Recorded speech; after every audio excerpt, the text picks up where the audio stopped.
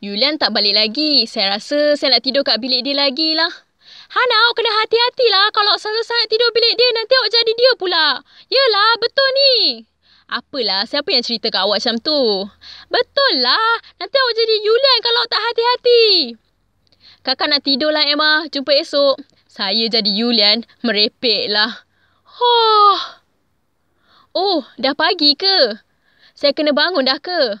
Oh, yelah. Hari ni ada shoot episod baru Playmobil Next Step Model. Saya dah happy lah.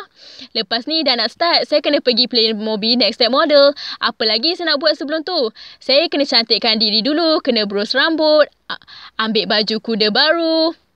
Lepas tu, saya nak masuk bilik air. Apa yang saya pakai ni? Sweater biru pekat. Macam baju Julian je.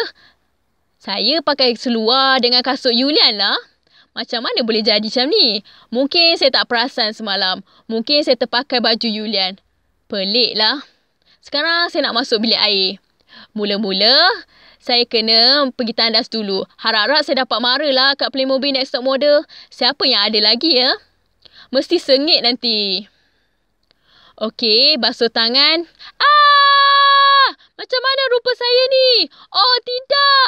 Rupa saya macam Julian lah. Saya dah tukar jadi Julian lah. Alamak. Apa saya nak buat ni? Oh, tidak. Mimpi ngeri paling buruk saya dah terjadi lah. Rupa saya macam Julian lah. Teruk betul. Baik, saya pakai baju saya balik. Mungkin akan jadi baik balik. Alamak, macam mana rupa saya ni? Semua orang akan perasan yang saya bukan Hana. Rupa saya pun tak macam Hana. Oh, tidak. Teruk betul. Alamak, ada orang nak masuk bilik air lah. Habislah saya. Julian, awak dah balik. Tapi kenapa awak pakai baju pelik? Ni kan baju Hana.